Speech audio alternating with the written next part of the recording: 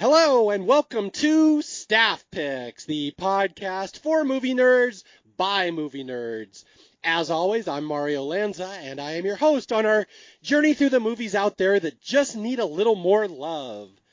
And our movie today is once again part of Horror Month 2020 as I try to pick 8 of my favorite horror movies and get you to love them as much as I do. Our movie today is probably the most well-known of the 8 movies I'm doing this month. This is the most mainstream. I'm sure many of my listeners have seen it before. It's the 1979 cult classic Phantasm, which is one of those movies that is always stuck in my head. And again, it's not the greatest horror movie ever made. It's not the scariest, but it's so damn weird and distinct. And there's so many little iconic things about it that I've always loved that it's one I've just always wanted to have feature on Staff Picks. So here we go. We are going to delve into the legend of the Tall Man and the Sentinel Spheres and the Morningside Mortuary and Phantasm. And my guest for this one, he has been on the show before, one of my best friends who I have had as a guest on Staff Picks. In fact, if you listen to my 100th episode, he was the guy who interviewed me. He lives very close to me nearby here in Southern California. He's an actor, big movie fan, horror fan, probably knows as much about horror movies as I do. We are just kind of peas in a pod. Always fun to welcome him back to the show. Welcome, Christopher Chardi. Hello. Very happy to be here in October, especially with all the theaters closed and everything. So it's going to be fun to sit down and talk about horror again. Wow, so you come in here and you start off super depressing. Oh, the world sucks, but let's do this. Worst year ever. But no, I'm very happy to be back and happy to be talking about this movie. Now, we have a little different experience with this because I know you go way back with this movie, and I'm a relative newcomer to Phantasm. Only a couple of years ago did I see the whole series, and I actually went to the West Coast premiere of Ravager, which we won't talk about. But and it was also the 4K restoration West Coast premiere of Phantasm, which was amazing. I had seen it before that, but the restoration. Well, we should talk about that too, because now have you seen the restoration before? I have not, no. Okay, so I have only seen the original theatrical cut once, and I've seen the restoration a couple of times. I don't think there's that many differences, but I'll talk about them as we go. He did, Don Coscarelli did clean up a couple of things in the restoration. Now, what is there to clean up in Phantasm? How dare you? Well, before Chris gives this answer, before we started recording this podcast, we were just pointing out, as much as we love this movie, it has many, many flaws, and it would probably make an excellent Mystery Science Theater movie as well. But we love it in spite of its flaws. So, with that in mind, please explain what is there to clean up in this movie. Well, there was fishing line in several shots. I think the ones with the sphere, especially. There's one scene in the White Room where apparently, and I never noticed this, there's a yellow bucket just sitting there in the corner that a prop guy had left or something, and Don Coscarelli said that always bugged the hell out of me. So that was digitally removed from the restoration. One of the ball effect was changed. Because if you look at it, you can see the stationary camera in the mirror, in the sphere. So they changed it so that it looks like it's actually moving now. It's a beautiful shot, and it's only a couple seconds. Beyond that, there wasn't that much else that they fixed. He was very, very conservative about what he did. So he's not fucking George Lucas, basically. No. Okay. And I think there isn't gonna be like a drastic difference when we talk about these. So. Okay. You said I have a longer history with this movie than you. I actually don't have that long a history. My origin story as a Phantasm fan is kind of funny. That I grew up in the early mid 80s, big horror fan. My mom and dad wouldn't let me watch R-rated movies, so I didn't get to see too many, but I knew about them. I go in the video store and lovingly just stroke the titles, all the horror movies I'm going to see one day when I'm old enough. And I knew every single big movie out there. But I had never heard of Phantasm. I had no idea what this movie was. And what I remember is in 1987, I believe, 86, 87, 88, it was a big deal because Phantasm 2 was coming out. And I'm like, what the fuck is Phantasm 1? I've never heard of Phantasm 1. I had the same experience. Yeah. In fact, I seem to remember that I thought Phantasm 2 was the first movie. Because that was the one I was used to seeing. You know, I saw the trailers and the commercials, and I probably saw parts of it on cable. And to me, that was the Phantasm movie. And then I found out there was this one from 1979. Mm-hmm. It's like, how far back does this series go? But yeah, Phantasm 2 was my first exposure to this series. Yeah, but to me, that will always be the defining trademark of this movie. And, you know, there's a whole franchise, but we're just talking about this movie, basically. But it's the movie that had the sequel that was way later than the original. And, like, I had no idea there was even an original. Like, this would have been a standalone, kind of obscure little movie, one-off.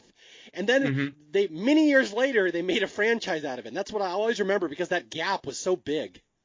Yeah, it's very strange. In fact, you know, as I sit here, I can't really think of another franchise that had that big of a gap between the first and second film. I mean, obviously, if you have not seen Super Troopers and Super Troopers 2, my friend. Oh, really? Was there a gap? Oh, yeah, it's like 20 years. Oh, good Lord. Wow. Veering away from horror quickly. But yeah, back to Phantasm. Yeah. Yeah, and I think Phantasm 2 was a different studio as well. And I want to say that Phantasm 2 was actually the only Phantasm film in print for a while. That seems to be my recollection, because shortly before I got into the franchise, you could not find these movies anywhere. Mm-hmm. I mean, you could maybe find them used, but my recollection is you could not find these. And then I think they reissued them on DVD. And then now, of course, we have the Blu-ray sets and everything and the 4K restoration of this one. But I think they were pretty rare for a bit. Huh, okay. Yeah, because that fits my memory as well. That it was the longest time before I found Phantasm. And I don't remember the first time I saw it. I don't remember my reaction to it. I just remember thinking, well, that was different. Yeah. Like that's the one thing we want to get across in this podcast. This is maybe the most unique horror movie that has ever been made.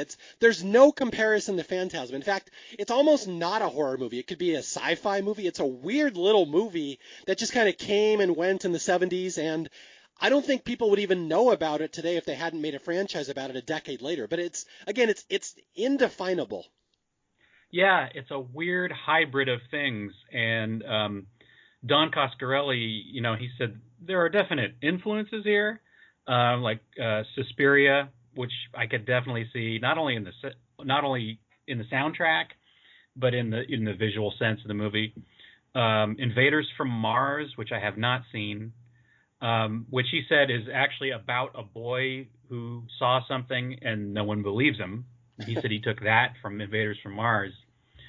And then he actually had wanted to adapt Ray Bradbury's Something Wicked This Way Comes for film. There was a story about that where they went all the way to Ray Bradbury's offices and tried to get permission. And Paul Pepperman, the co-producer, said that there was an actual sign on the door saying, "Go away." I don't know if that's true or not. They finally called Don Coscarelli and said, "You just missed it. We just sold the rights to somebody to do that." But he was influenced by that book to make Phantasm, and it's theorized that that's where the tall man came from. I haven't seen Coscarelli confirm that, but I know Something Wicked This Way Comes was a huge influence on this. And still, I can't quite think of anything like this movie out there.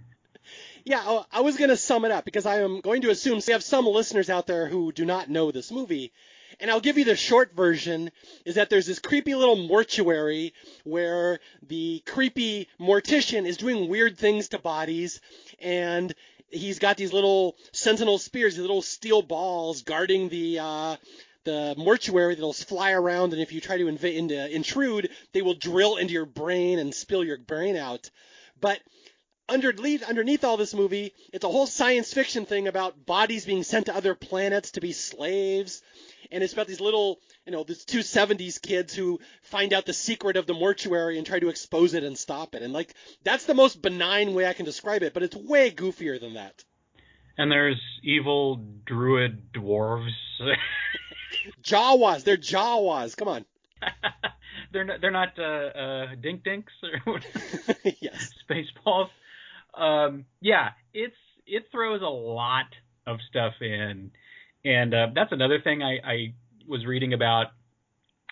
There was a script at one point, but it kind of just got abandoned.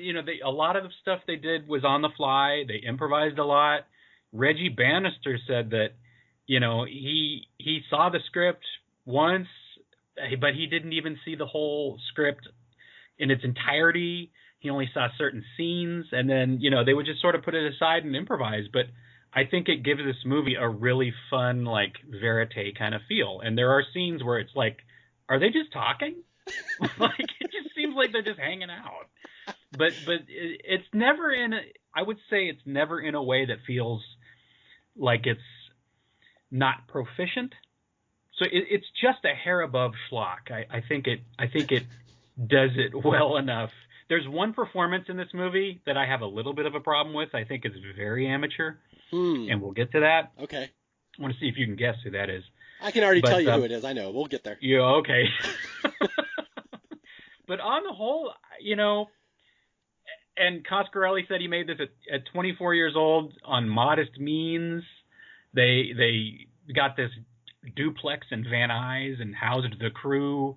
They had no schedule. They had no pay. But they had a food budget and unlimited beer. And so, this is very much like a guerrilla kind of horror movie, and for better or worse, Okay, yeah. This movie, I will flat out say it's not great. It's not a masterpiece, but it somehow works, and it lodges in your brain, and you remember it, and it's fun. That's the other thing. I was going to give a little trivia note here. You may find this interesting. Like, I found this to be this obscure little niche movie that nobody had heard of, but that is actually not accurate. That I remember reading some YouTube videos that there was like clips of this movie on YouTube, and people who grew up in the era in the late 70s and saw this movie in the theater would all just, be wistful about how wonderful this movie was to their childhood.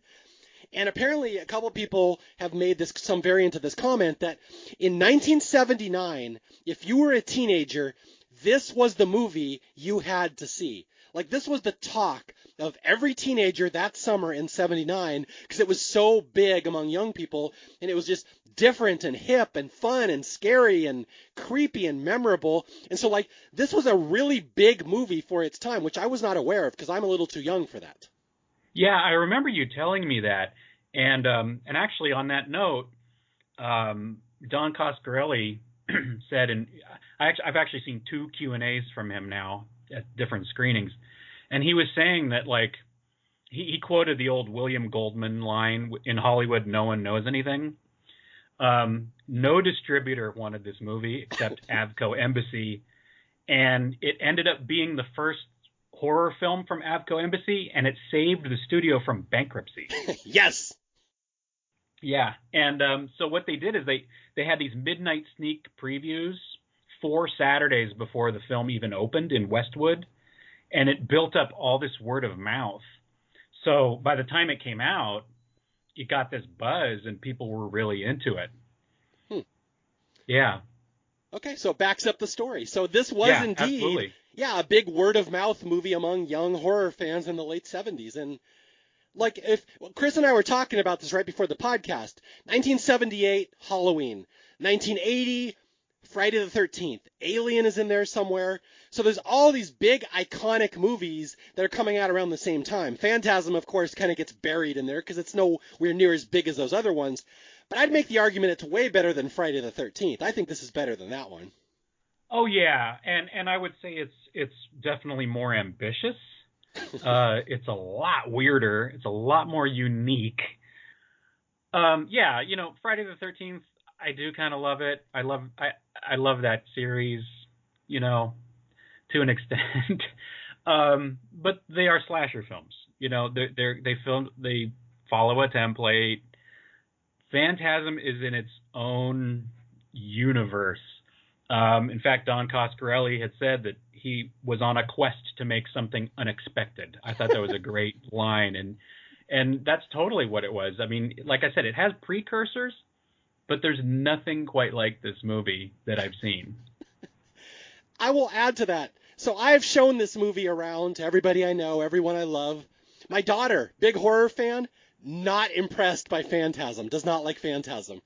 Really? My wife will watch anything, not impressed by Phantasm. So it's a hard sell around this house. But again, I make the argument that it's kind of a mystery science theater movie. I like the fact that it's so amateurish and kind of goofy, but I can see like this is not a legit great movie. But again, I will defend it to the death because it's fun to watch and everyone should at least know about it just because, again, it's so different. Yeah, and it is ramshackle. But a lot of my favorite horror films are, honestly. Like, I'm surprised they didn't like it because I loved it from the first time I saw it. Now, I will say that I can't quite get to like 5 stars with it. And in my wife and daughter's defense, they're both crazy. Don't tell them I said that. Okay, I won't. Hopefully they aren't listening. Yeah. Okay, a couple other things. So I own this movie on DVD. I love it. I'm a big fan of it. Although my DVD broke for some reason, so I could not watch it to prepare for this podcast. But as luck would have it, it's available for free on Tubi TV if anybody wants to watch it. You can watch it for free right now. Oh yeah, Tubi. I've definitely streamed some things on there. It does suck a little because it has ads and stuff, but hey, it's free movies. Yeah. Okay, and the other thing I wanted to point out is, well, 2 things. The music in this movie is so good. It's so much better than it has any right to be. And It's kind of like Halloween in that way. Like, the movie itself is maybe not that special, but you throw the music on top of it, and I would put the Phantasm music almost up there with Halloween. I think those are maybe the 2 best horror scores ever. I would completely agree with you. And those 2 guys, Fred Myrow and Malcolm Seagrave, they had apparently had a classical background, and they had scored Don Coscarelli's first 2 films. And they did cite Suspiria as an influence. Goblin is the band that did Suspiria and a lot of other great Italian horror films, as well as Dawn of the Dead. Mm-hmm. But yeah, I was sitting there watching it, and actually the first time I saw this, I think the soundtrack was probably my favorite part of the whole movie. I was like, wow, this is a really good soundtrack. I mean, it's just so creepy, and then there's moments that remind me of The Doors, and some of it reminds me of Pink Floyd. It's a great score, and it really propels this movie all the way through, I think. Yeah. It has no business being on a movie this amateurish. Yeah. And, hearing the stereo remix is really interesting, because I know the original film was in mono. But the first DVD I saw and the 4K restoration has a nice stereo remix. And there you really get the sense that, wow, this is like a really proficient score. This is like I would not object to the idea that it's the best part of the movie. I would agree. Okay, and although you and I are going to come to fisticuffs here, because there's a second version of the Phantasm theme that I love just as much that you do not like. That's the disco version. Oh, good Lord. Okay, I'll give people a history. The Phantasm movie was a big deal, and the soundtrack was a big deal. So because it was the late 70s, they made a disco dance party version of it, and it was released on this blood red record vinyl at the time. And it's one of the most difficult collector's items to find in the horror community nowadays.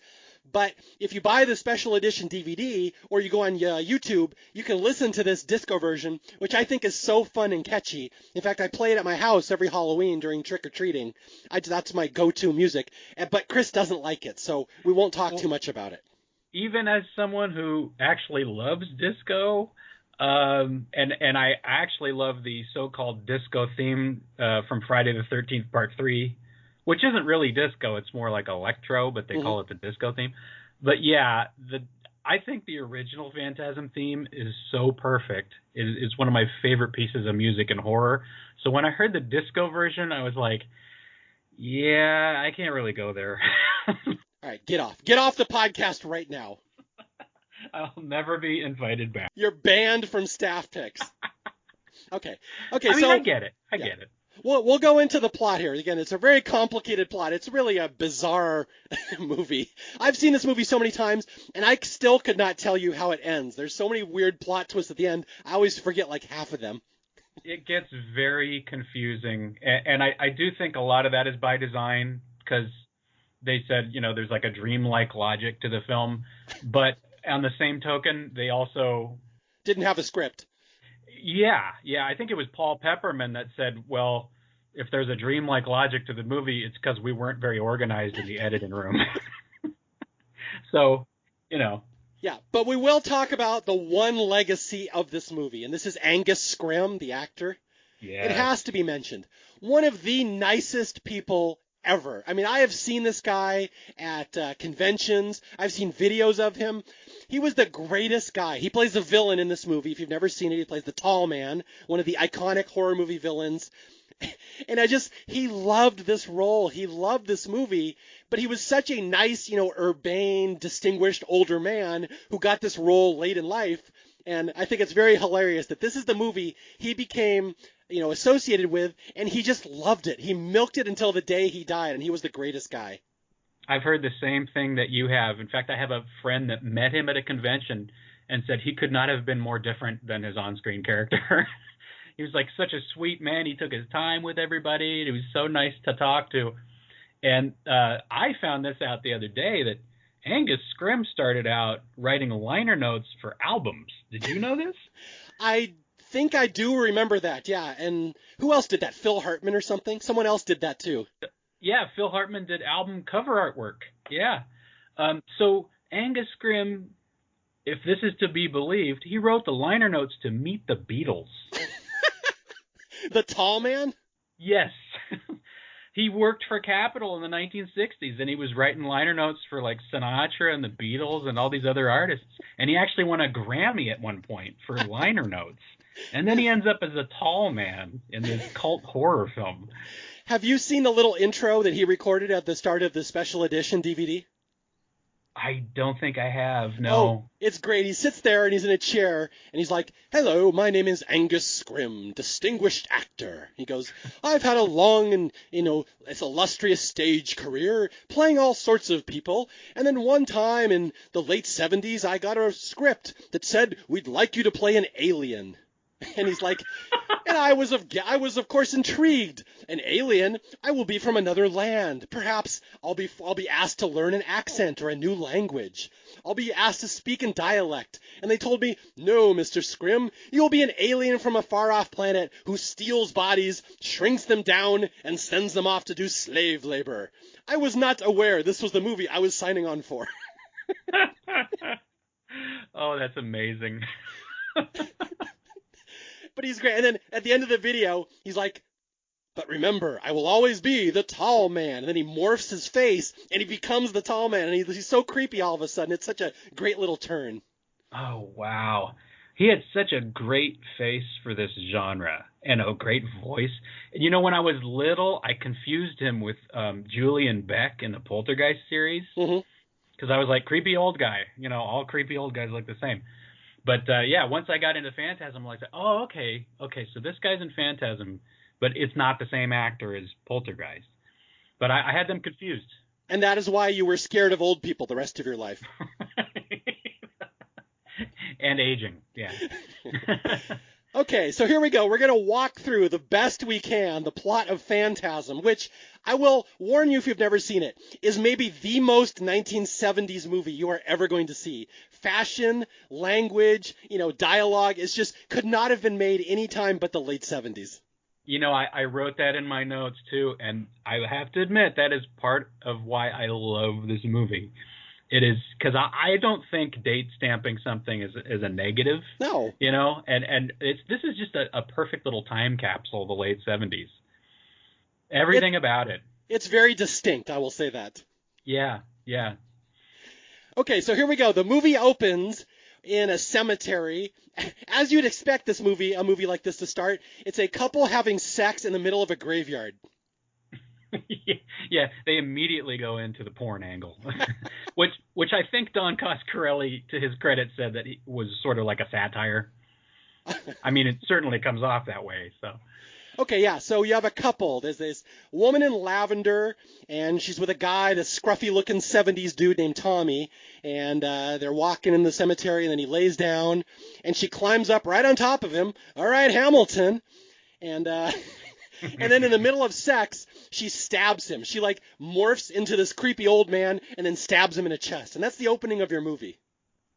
Yeah, this movie wastes no time. In fact, throughout the whole runtime, I would say, the pacing of this movie is one of its greatest strengths, too. I mean, it goes for it at the beginning, and it doesn't hesitate with the weirdness. Yeah, I have one flaw with the pacing at the end. I think it's about 10 minutes too long. It kind of runs out of steam. Yeah, but it moves quickly. Okay, I could see that. All right. So this Tommy guy gets murdered by this woman who is actually the tall man. So I guess I never put two and two together. He was having sex with the tall man. So go tall man. I wrote that in my notes too. I was like, oh yeah. So the tall man was just walking around having sex with dudes and killing them the whole movie. Yeah. Tall man gets a lot of action in this movie. Okay, so the next day we go to the funeral, the aforementioned Tommy. Let's talk about the funeral. What happens here?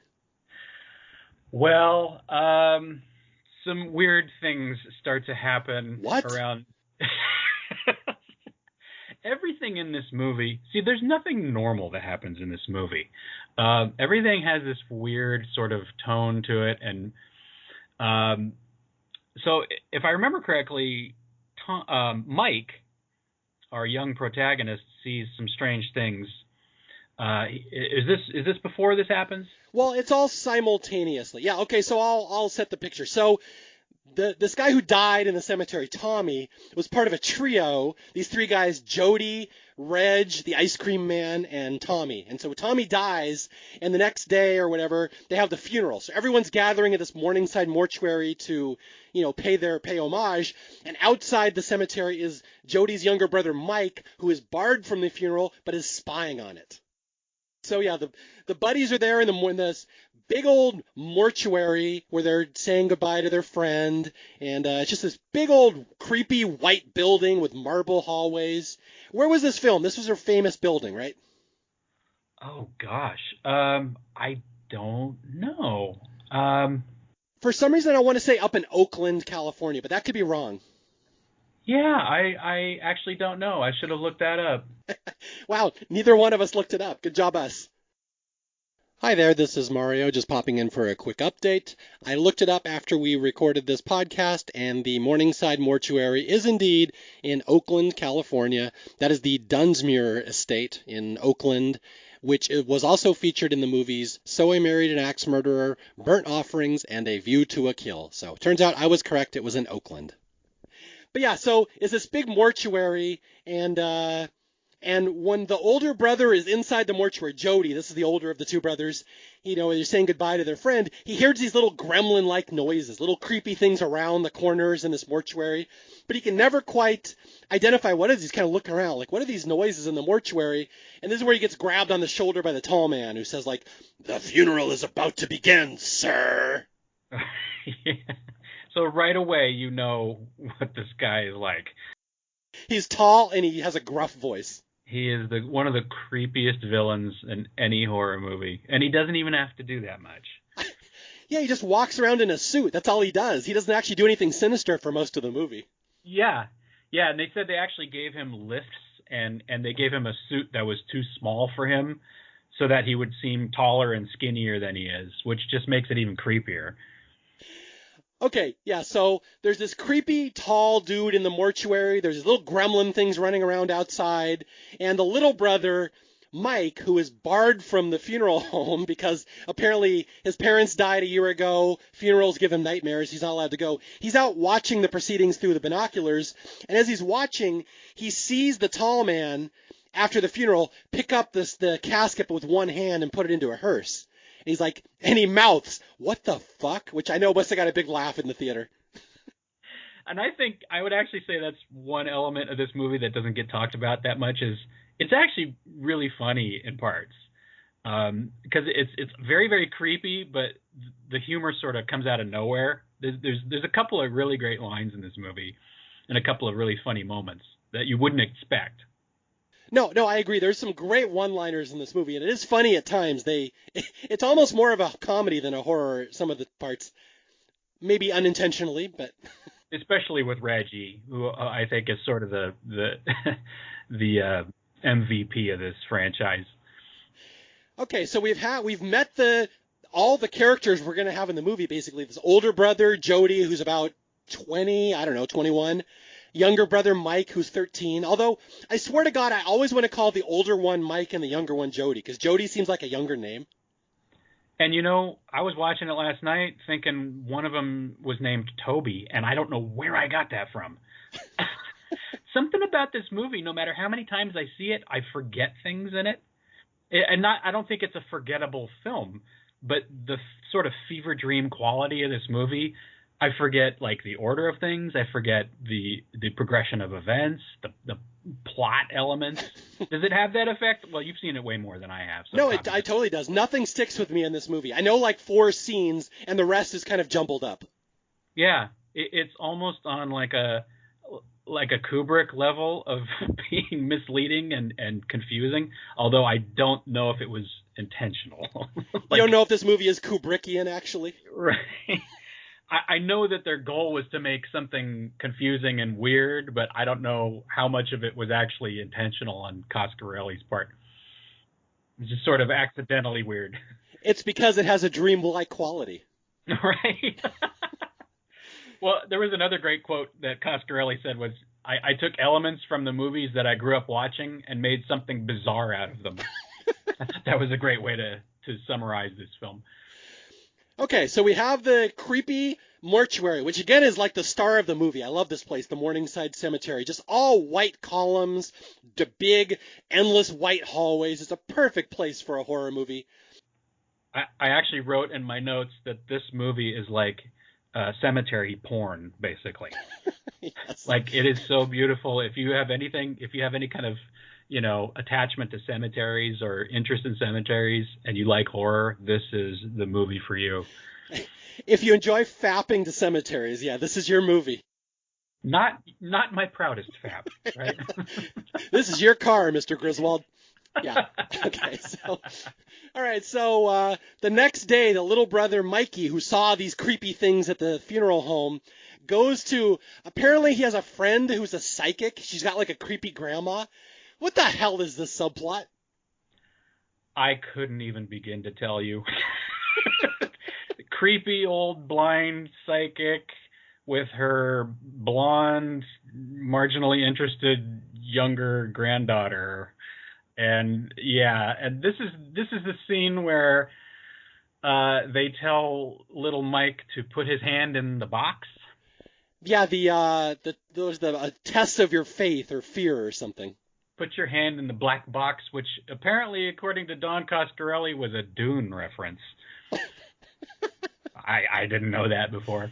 Okay, one of the things we'll clarify as we're going through this movie does not take place in the known universe where humans act and behave like real humans. Like the fact this little 13-year-old boy lives alone with his brother, drives a car. He's 13, he drives a car. His best friend has a creepy psychic grandmother. Yeah. Well, Mario, it's because the movie has such a dreamlike quality. I was just going to say it was the 70s. Well, there's lots of reefer going around, too.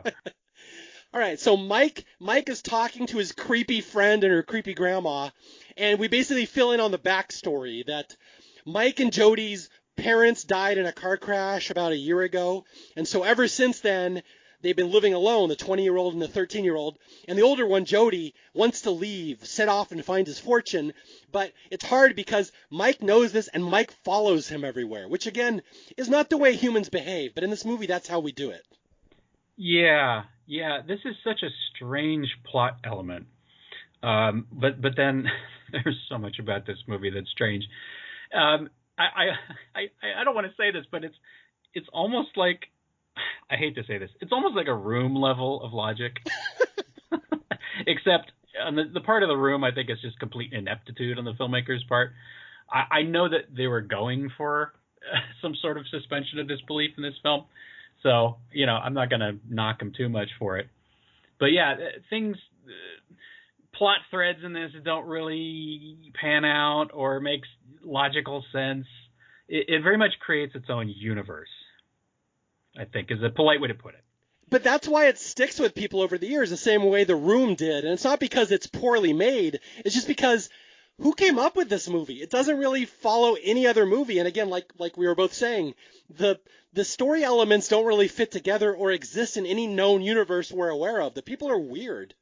Yeah, and I will say that it is sometimes difficult, as I said before, to figure out what the hell's going on, and what's a dream and what's real. Like I said, I've watched this 5 times, and I still am not entirely sure which of this is a dream and which is happening in the so-called real world of the movie.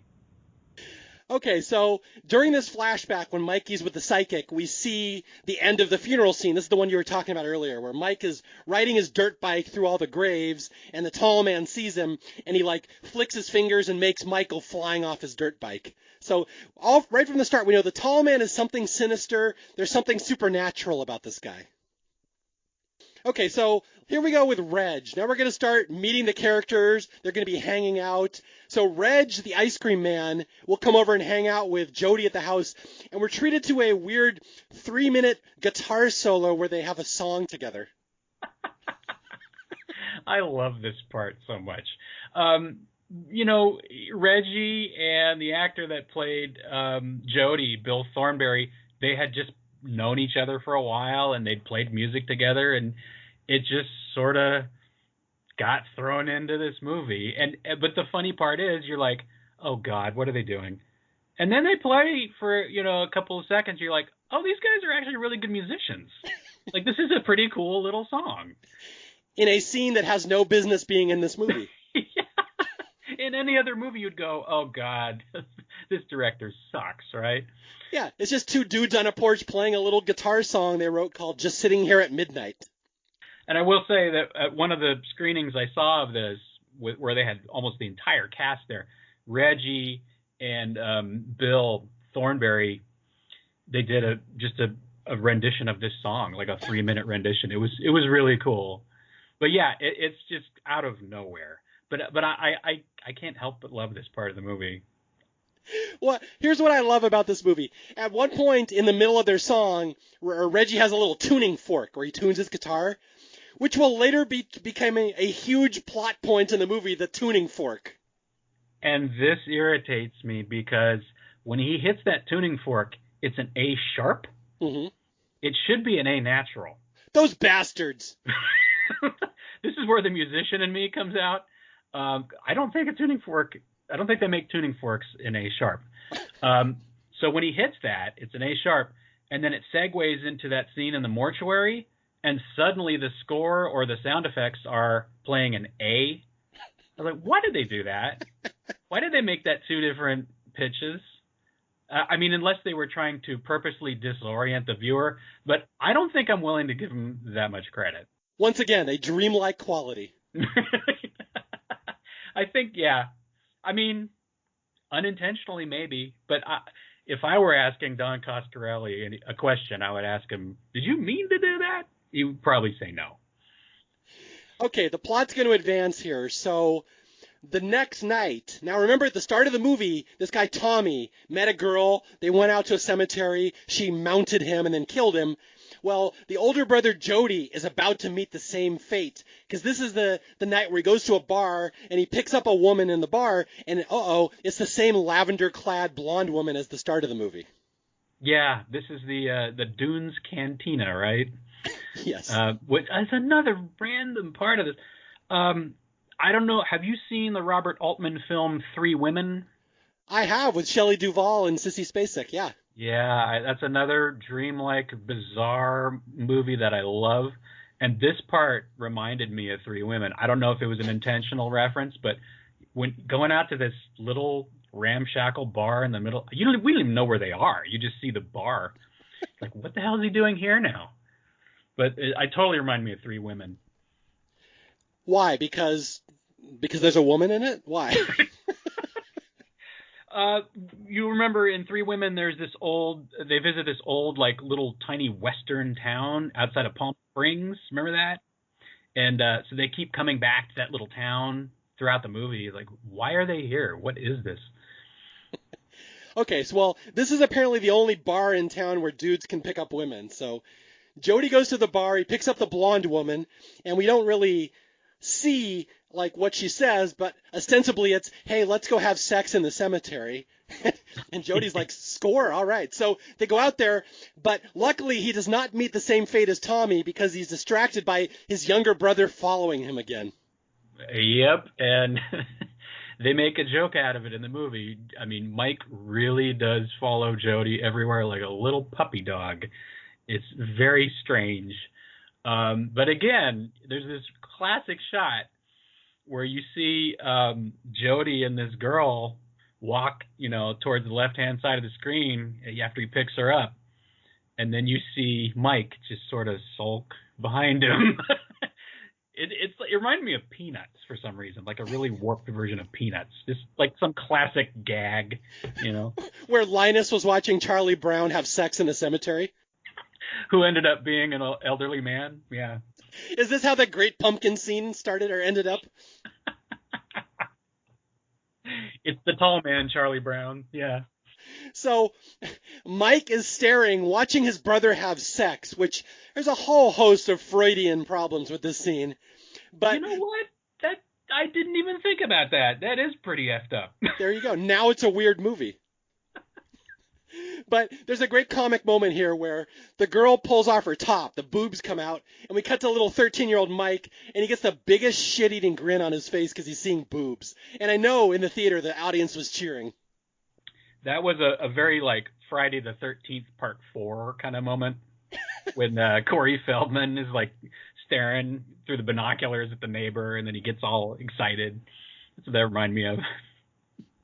Yeah, it's very similar. Yeah, so Mike is watching his brother have sex, and then he's startled because there's these little, again, we heard those little creepy things in the mortuary at the start of the movie. One of them is out in the forest next to Mike by the cemetery, and it startles him. And so Mike screams and runs right by his brother on top of this woman, and the brother's like, what the hell, and turns around and has the girl's panties in his mouth. It's a wonderful scene. Heartwarming. And this is another thing that weirded me out. Why are the reactions in some of the scenes in this movie, so delayed? Because when Mike is watching Jody and the dwarves are making noise behind him, it takes him a little while to react. Now, maybe because he's staring at his brother having sex, I don't know. But also, when he runs screaming through this cemetery, it takes Jody, I don't know, 4 or 5 seconds to go, what the hell's that? And like look around him. Like, what's with the delayed reactions here? Is it just that dreamlike quality again, I guess? I don't want to get too far into this, but in the act of coitus, one must concentrate. So Jody was probably thinking about baseball and trying not to finish too quickly. That's my answer to that. Sounds like a fortune cookie. Just like a fortune cookie. Yeah. That's sage wisdom there. You ate a good meal, boy. I could say things. I'm not even going to touch that. So Jody gets off his woman and runs over to see his brother. What's wrong? And Mike's like, there's something out there in the woods that tried to kill me. This is one of my favorite lines. He says, "It was little, brown, and low to the ground." I don't know why that made me laugh. It just did last night. That sounds like some cool line Samuel L. Jackson would say in a movie. It was cool, brown, and low to the ground. It is such a 70s line. Again, it's just dripping with 70s in the best way, I think. So that will be the whole first half of this movie. Mike knows something creepy is going on in the cemetery. The tall man's up to no good. There's these little dwarves around. Something's weird is going on.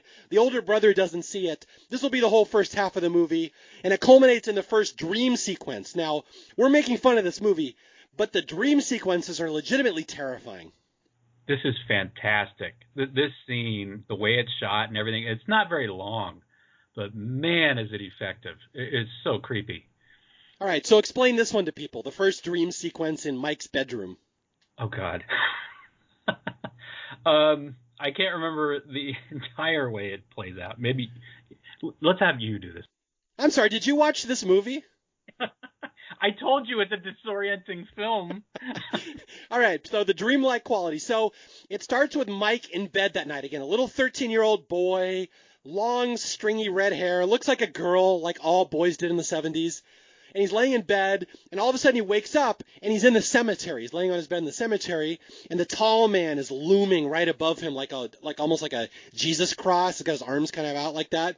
And Mike looks up and screams. And then these zombie hands reach out from the graves underneath him, pull him down into earth as he screams. It's a wonderfully creepy little scene, and we'll see a couple more like that later.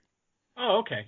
Now, I thought I had missed some preamble to that, but that's exactly what I remember, too. The main thing I remember is him in bed and the tall man standing above him. And the lighting in this scene, too, is so effective. It's just a great shot.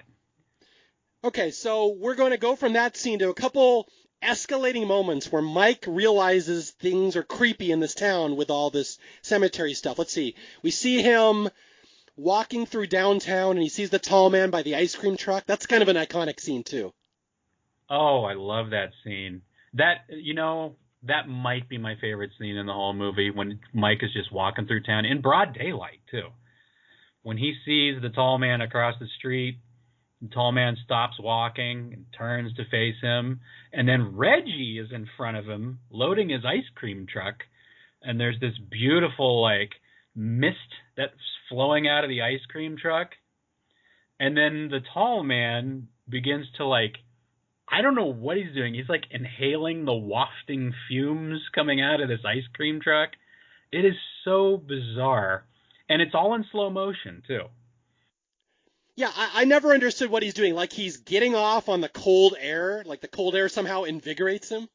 Yeah. I don't want to see the tall man have an orgasm, but I believe we saw it right there. Well, remember, he keeps seducing guys in the graveyard. So he gets lucky a lot in this movie. Would you get me a scoop of vanilla, boy? All right, so he plays a good game. So here comes the next escalation of young Mike being tormented by the denizens of the Morningside Mortuary. This is a personal favorite scene of mine. I will delightfully call this the retard scene. Yes. All right. Yes. Explain this scene, which comes out of nowhere.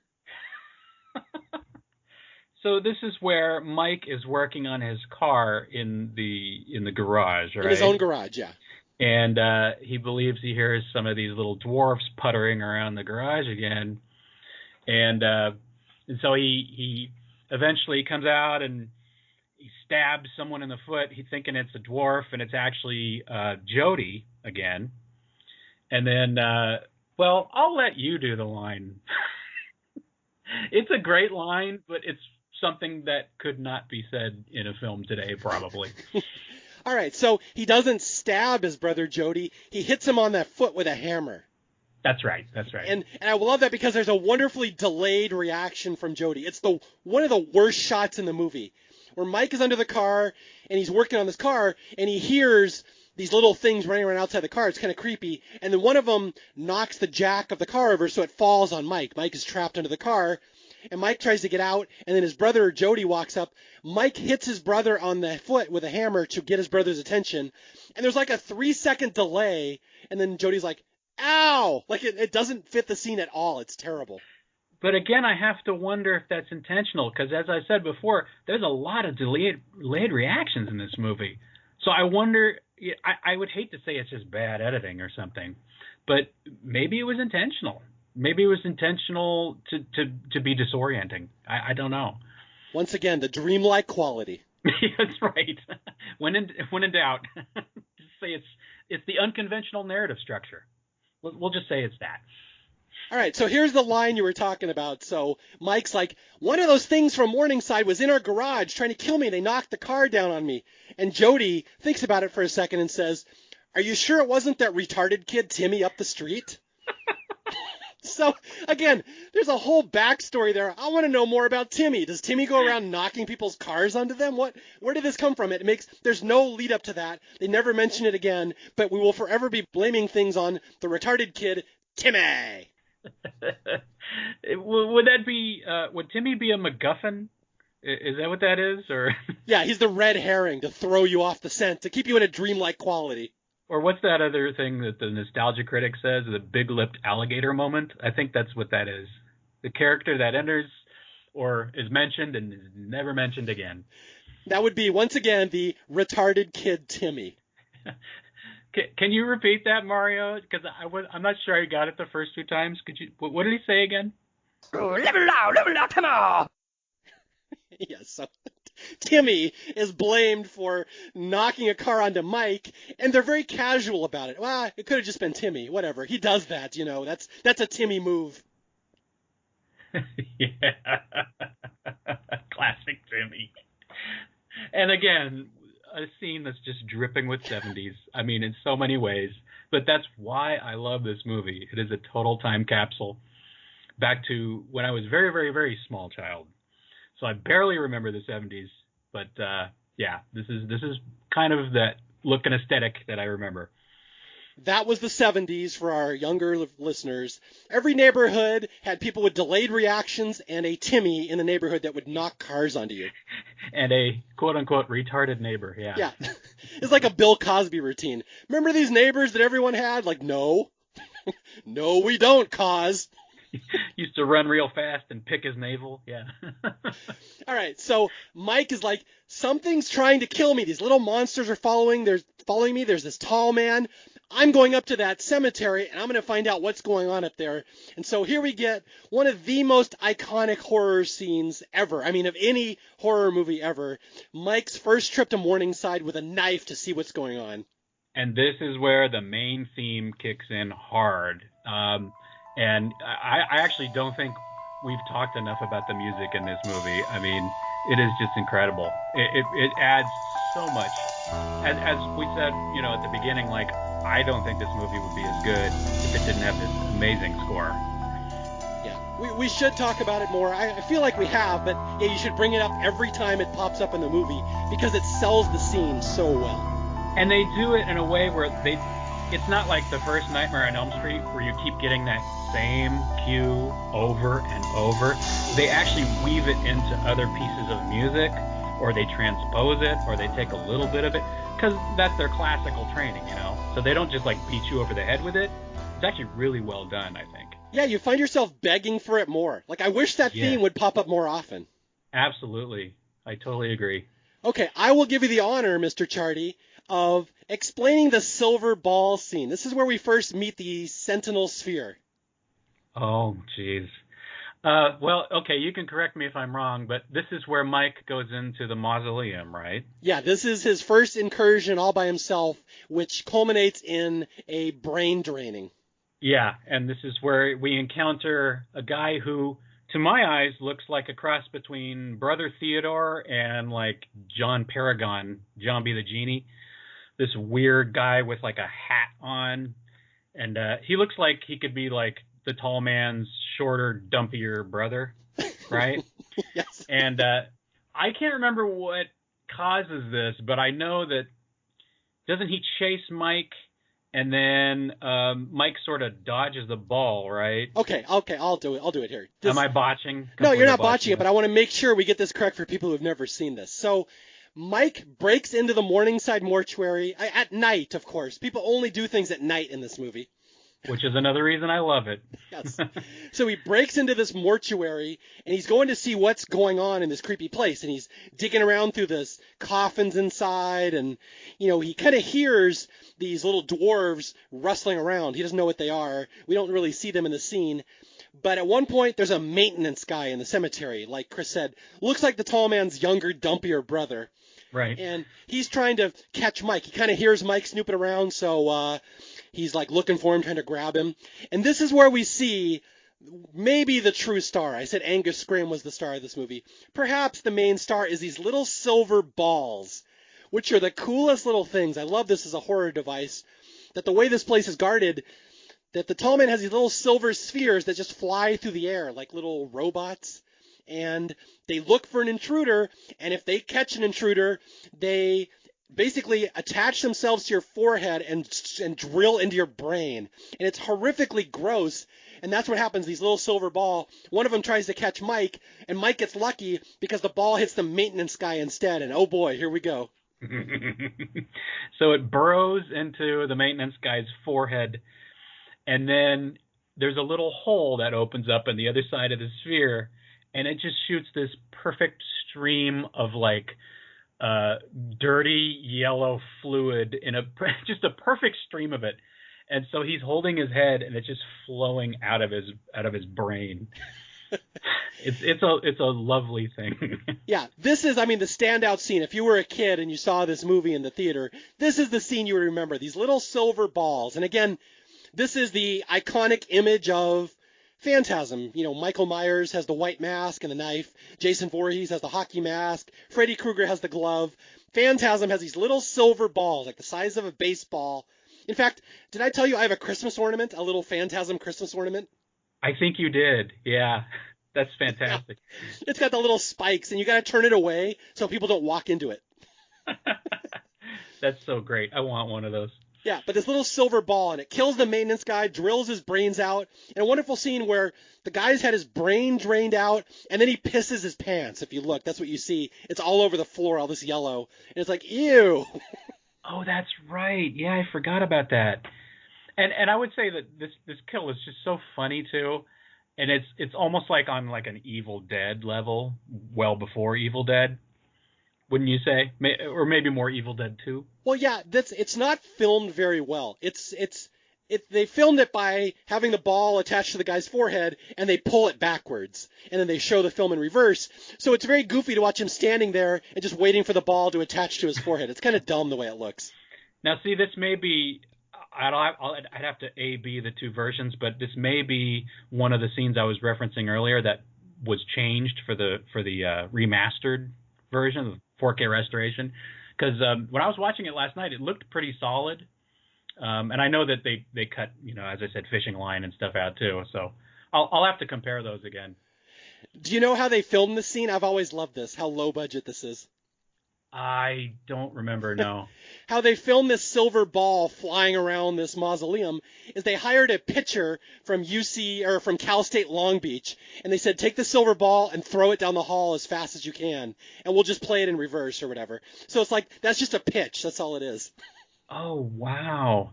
And I've heard them say that this scene and all the work with the ball was really challenging to do.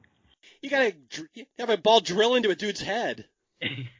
You gotta give him credit for, doing this on such a low budget and such a guerrilla kind of shoot. I mean, it does have its flaws, but I think it's really effective, though. Yeah, and again, this is the iconic moment of Phantasm, and the ball only really makes this appearance. It kind of has a second appearance later in the movie, but it doesn't last very long. It gets blown out of the sky by Jody. But once we get into the sequels, which, again, I don't like talking about sequels, but they really become silver ball heavy because they start throwing them all over the place in the sequels.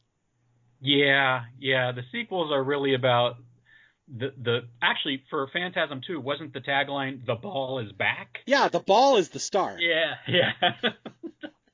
Yeah, after a while, it's basically Reggie and the Balls are the stars of the show, and Angus Scrimm, I would argue. But not the retarded kid Timmy. Does he come back? No.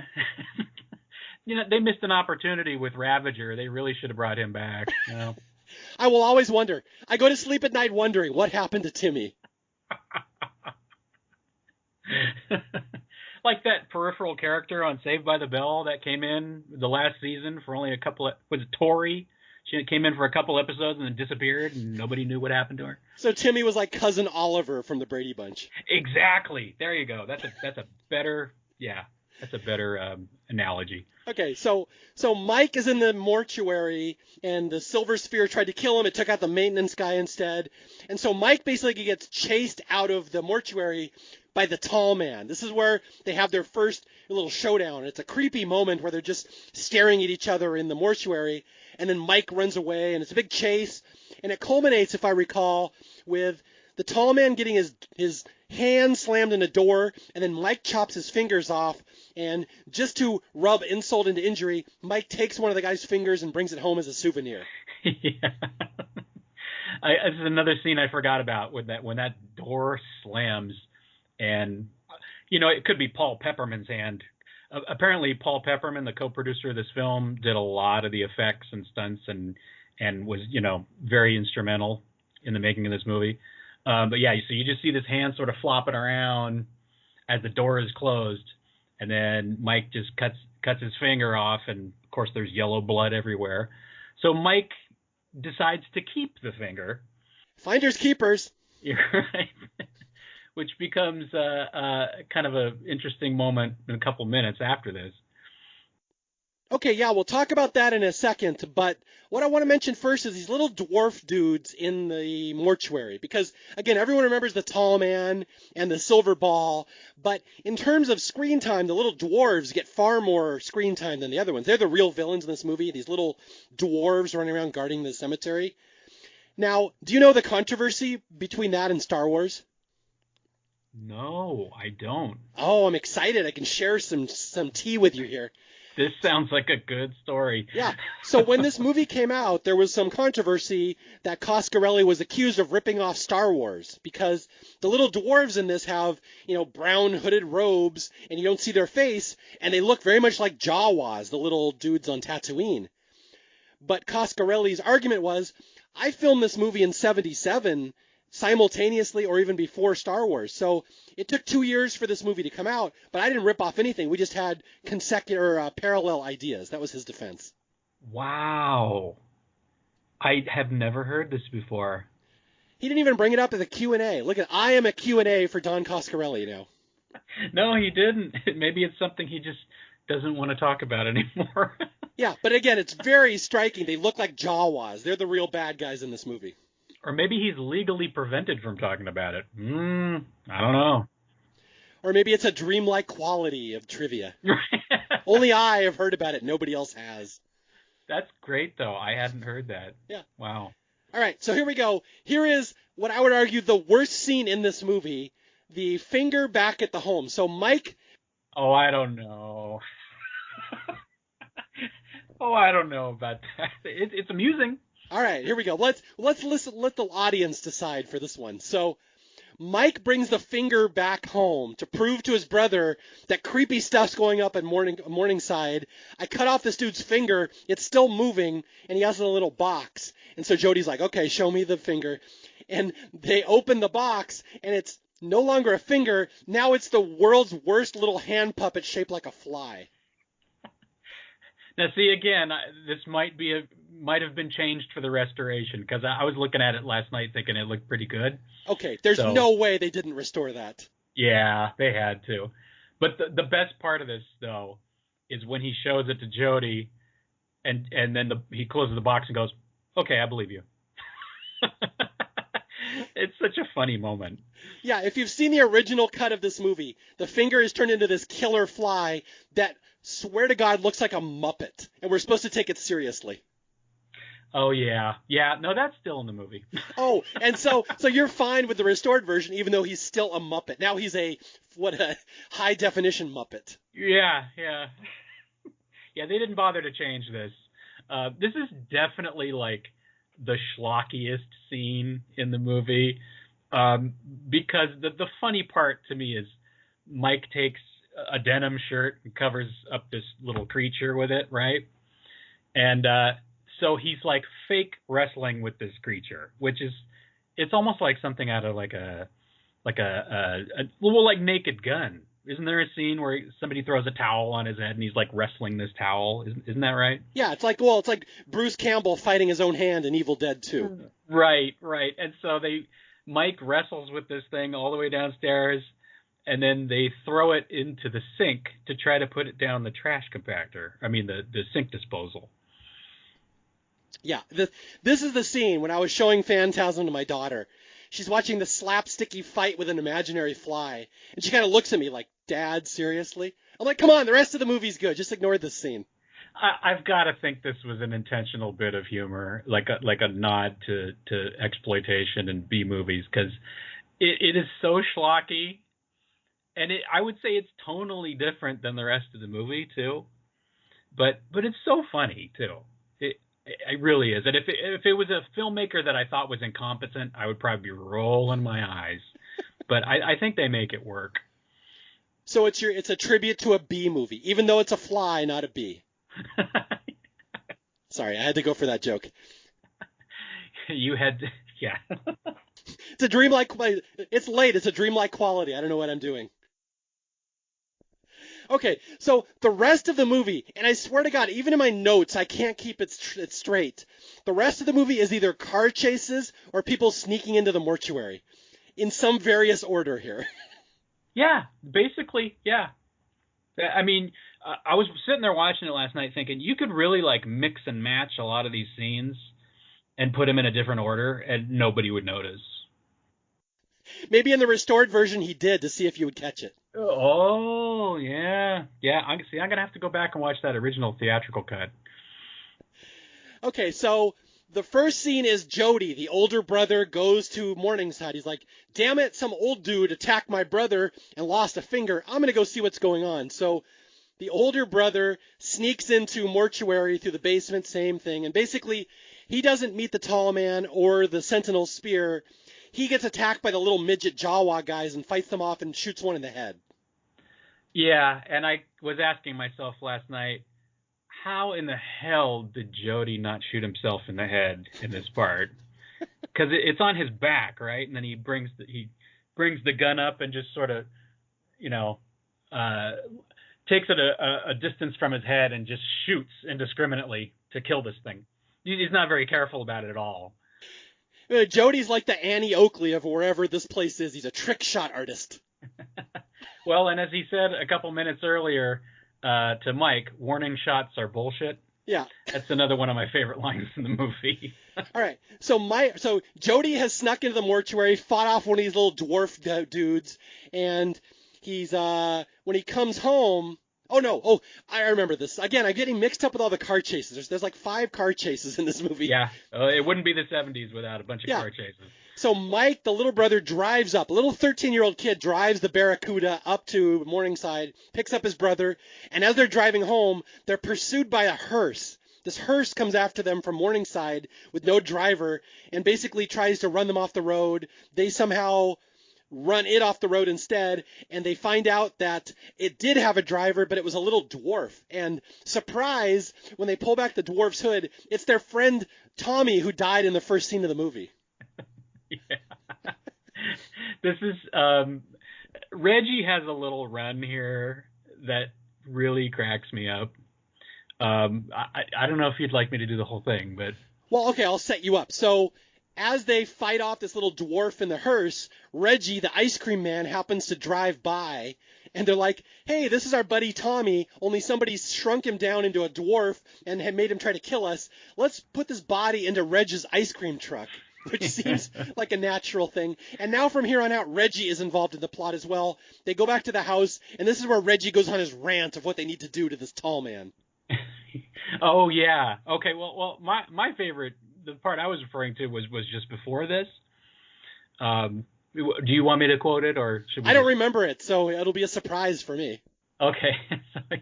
I don't know why this amused me, but he goes, Jesus, you didn't tell me the dwarf was Tommy. We buried him on Monday, and look what they did to him. He's only 3 feet long. He must still weigh 200 pounds. What's all this yellow shit coming out of his head? Hey, this guy's not going to leak all over my ice cream, is he? And that's like his whole part of the scene. Now, that's the classic stage monologue that actors have used for years in their auditions. Oh, yeah. It's right up there with, Actor's Nightmare and all kinds of stuff. So Reggie the ice cream man is now involved in the plots. Now, these two brothers and Reggie, and they go back to the house, and they're debating what's going on. They're like, are these people up at the cemetery shrinking? These people shrinking dead bodies down to 3 feet tall? Why? And then Jody's like, did they do that to Mom and Dad too? Ew. And now Reg goes on his little rampage of violence. He's like, you know what we got to do, man? We got to catch that tall dude and stomp the shit out of him until he tells us what's going on up there. Reggie is so great. He's just such like an everyman, just like a normal guy. He's in an ice cream man uniform for most of the movie. But I don't know. There's just something so cool about him. It's like Death Wish. He's an ice cream man with a vengeance. And I'll say another great thing about this is that the tone and the structure is so weird. And it's so isolated and insular. And these guys are just like always up all night trying to figure this stuff out. Oh, yeah. There's always a fire in their fireplace. Yeah, it's one of the coolest things about this movie. They're just like up all night dealing with this. So Reggie's solution is find the tall man and drive a stake right through his heart. Yeah, that's basically it. Yeah. Okay, so stop me if you've heard this before. The movie's going to get weird now. Yeah, this is where they just send Mike off to this creepy-ass antique store. Well, wait over there while I go do some business. Well, yeah, the two older guys, we're going to go take care of the mortuary. You go hang out with these girls at this antique store that our friends own. Wait, are there only friends in this town, the psychic girl with the creepy grandma and the antique store owner? Like, make some younger friends, dude. But again, it's a part of what I love about this is there's very few characters. And they sort of pop in out of nowhere. You're like, who the hell's this? And why are they here? It's such a strange movie. And watch out for Timmy when you're over at the antique store. I hear he's retarded. Timmy, no! All right, so when Mike gets sent to the antique store to wait there while the two older guys go take care of the mortuary. Although, I forgot there's an actual plot point here. That Mike is wandering through the antiques, looking at the pictures, and like in It, the old TV movie, he sees a vintage picture of Morningside from like 100 years ago, and the tall man is in there, and the tall man turns and looks at him in the picture. It's a creepy image. Oh, I love this part. In fact, I almost forgot about it until I was watching it last night, and that part came up like, oh, yeah, this is... Because I wasn't sure if this was from this one or from one of the sequels. But that shot of him where the tall man is on the horse and carriage. Mm-hmm. It's a black and white shot. And he turns real slow, and it zooms in real slow. That's a beautiful shot, and it's one of the most indelible images from this movie. Yeah, it's amazing how this movie straddles the line between goofy and not, professional at all, and just amazing. Some of these scenes are just like that is a great horror movie image. Yeah, but on the same token, I've watched so much schlock and so many B movies and so much trash that like. Even the less proficient moments in this movie, I think, are still, like I said, a hair above schlock is the best way I can put it. Yes. And again, I would love to see this movie riffed on Riff Trax or Mystery Science Theater because it's perfect. That's right there in the sweet spot. I would think Riff Trax has to have done this already, right? I don't think so. Sure. Really? Wow, because they do like actually good movies and movies that people enjoy. So, well, maybe you should recommend it for them. There you go. I'll get the ball rolling, the silver sphere, if you will. Yeah.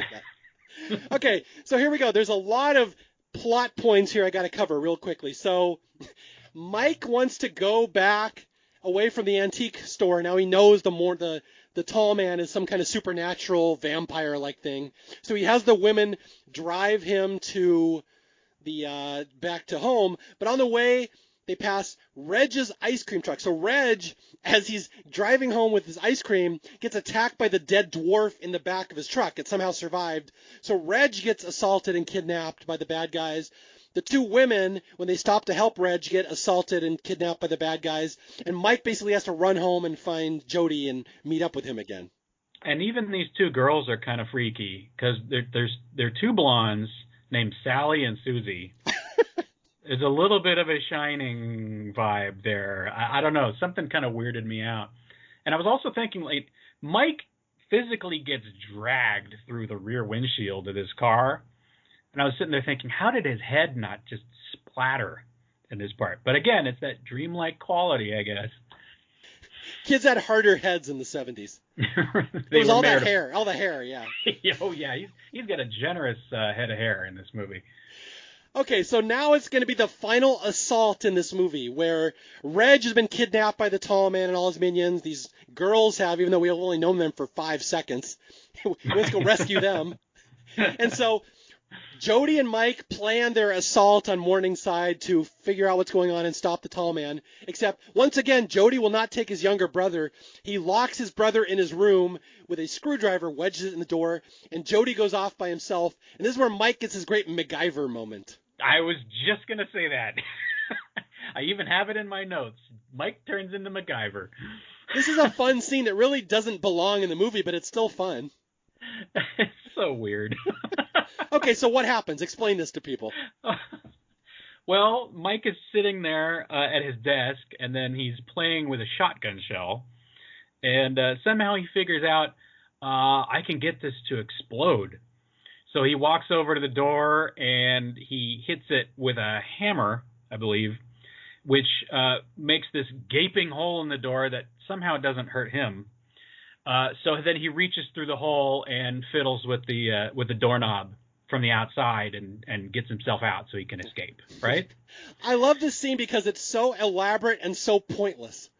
Like, we get 5 minutes of Mike trying to figure out how to get out of his room by developing this shotgun shell hammer, and he gets out of his room, and it's all exciting, and then he's going to run to help his brother, and the tall man's just right there, and he's like, "I've been waiting for you, boy," and grabs him, and that's it. So Mike's escape goes nowhere. Now, is this the part where he goes downstairs and the tall man comes through the door? Am I getting ahead of myself? I don't know. There's a lot of tall men. No, that's later. That's the tall man's second incursion into the house. It's that dreamlike quality again. It's so disorienting. Okay, we're going to yada over a bunch of stuff. Because, again, what we have to do is get to the showdown at the end of the movie. So I do want to say one thing, though. There are several instances in this film where Jody seems to channel Michael Knight from Knight Rider. He's even got the fluffy hair and the leather jacket. He's sailing down the road. I just wanted to throw that in there because I found it amusing. Well, he was pre-Michael Knight, so if anything, Hasselhoff ripped him off. Oh, yeah, absolutely. I wouldn't doubt it. Yeah, although, can you imagine this movie with Hasselhoff in there? That would have been amazing. Oh, my God, this would be so much. This would be a 5-star movie. I would love to see, like, Hasselhoff as Jody and their buddy Reg. You want someone weird and off-putting? I want Christopher Walken as Reg. Oh, God. Hey, how about Clint Howard? Clint Howard would be good. A really young Nicolas Cage doing Nicolas Cage things. Yeah. Man, this could have been an amazing movie. Because Reggie already reminds me of Clint Howard in this from Ice Cream Man. I mean, he's even got the uniform, right? In fact, I was sitting there thinking, was Ice Cream Man influenced by Reggie in this movie? Because it seems like it could have been a perfect, A to B line. Okay, let's get to the first of about 4 conclusions to this movie. Yeah. Okay, so this has more endings than Return of the King, right? It really does. It's crazy. Yeah, it's like Clue. There's multiple endings. You choose which one you want. That's even better analogy. The two brothers end up at Morningside. Somehow Mike escapes the tall man, whatever, and they get up there, and Mike is sneaking around Morningside, and Jody's sneaking around Morningside, and this is where we get the second appearance of the Sentinel Sphere, only this one does not go so well for the little silver ball. And this is where Mike runs straight into his dad's casket, right, too? Yeah, I didn't even catch that until this last viewing. That's why they're going to the cemetery. They want to make sure their parents' bodies are still in their crypt. and the tall man has not defiled them somehow. In fact, I feel like this is one of the first moments in the movie where like they really throw logic aside. like you could if you were watching very, very carefully, you would go, this has to be a dream, because they go back looking for their dad's casket and it just happens to be right there. Like, plot convenience. I got to point this out. We'll go into the logistics of decomposition here. Their parents have been dead like a year and a half or so. Would you really want to see your parents' bodies after a year and a half of decomposition? I don't think so. I wouldn't want to see anybody after that long. Yeah, but that's what they're doing. They don't really spell it out in the movie. They're literally searching through the mausoleum looking for their parents' crypt to pull the bodies out. Yeah. Well, and that was something that it was interesting that Don Coscarelli said, is that one of his concepts behind this movie is he wanted to like explore how Americans treat death. And that's why he made the main villain a mortician, because he thought that was fascinating. But then he goes off in this really bizarre tangent, and it just gets more and more surreal as we go. Wait, this is the movie he came up with when he wanted to explore the fascinating concept of how Americans handle death? That's what he said. I don't know if he was doing copious amounts of drugs or just all that free beer. I don't know. I wanted to make a movie about how neighbors handle their mentally challenged neighborhood children. Yeah, he was originally going to call this movie Timmy, Portrait of a Retard. Hey, you can't say it. See, that's out of context. So I'm sorry. You apologize. No, I'm just kidding. Okay, so I'm going to get canceled on Twitter, Mario. Oh, wait, I don't use my real name, so they won't know. My 12 Staff Picks listeners are coming after you. All right, so yeah, the Sentinel ball appears here for the second time, and this time it's got night vision. It's really cool, where you just see it in red vision from the ball's point of view as it flies around the hall, and it's going to kill Mike, except it gets blown away because Jody has a shotgun and he blows it out of the sky. So, pour one on the ground for the poor sphere. We lose him here. And this is also where Reggie suddenly returns, right? Yes, plot convenience playhouse right here. Yeah. All of a sudden, it's like, where'd you come from? oh, yay, Reggie lived. That's great. Okay, I will explain this exactly how it appears in the movie. So there's this weird humming room in the mortuary. There's a humming noise. There's these statues of faces above the wall. Something behind that wall or behind that door is scary and very, important to this operation, whatever's going on here. And so Mike and Jody go into this humming room for the first time and to check out what's in there. And as they walk in, Reg, the ice cream man, who was kidnapped about 10 minutes ago, suddenly pops up behind them and just says, "Oh, I escaped. I'm free now." Ta-da! Yes. Although, I love the second part of that. Oh, and those girls with Mike in the antique store, I freed them too, and they climbed out a window. They're safe. Now, we never saw any of that, but it happened. Plow through that. They just throw it out there like, oh yeah, okay, well, whatever. Moving on. As they say in Mystery Science Theater, movie, do you have something you'd like to share with us? Meanwhile, in another movie. So we gloss over this heroic escape that Reg and the girls had, and they just tell us it happened. Oh yeah, I'm free. Let's work together now. And I do want to say that, as I suspected, this white room is an homage to Stanley Kubrick. Don Coscarelli said that in I think both Q&As I saw. Because the first time I saw this, I was thinking, this reminds me of 2001. Okay, I can definitely see that. Yeah, this is one of the bigger set pieces of the movie, this humming room. And this is where the plot of this movie is going to go batshit insane all of a sudden when we learn what the tall man's plans really are. And in yet another moment of the movie where they just sort of throw this info dump out there and you just sort of have to swallow it. But before we get there, this is right where the barrels start falling down, right? Well, yeah, once the Morningside collapses. Okay, I'll lead us up to that. So they're in the humming room, and the humming room has just got this buzz and this hum. You don't know what it is. There's all these barrels, like I hate to say this, but the Jeffrey Dahmer cannibal barrels where he would dissolve his victims, that's what they look like. Oh, good Lord. These little black barrels where the tall man is storing bodies. They somehow shrink bodies down to 3 feet tall, put them in these barrels, and do something with them. And that's where Mike and Jody's parents are, in one of these barrels, by the way. Oh, I didn't even put that together. Yeah, but in the middle of the room, there's these two prongs, like quote-unquote a tuning fork, an A-flat tuning fork or whatever. The non-existent A-sharp tuning fork. Yeah, the tuning fork.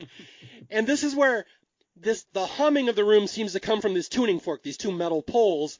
And Mike, the younger brother, goes and looks. He kind of notices if you put your hand in between these two metal things, they disappear.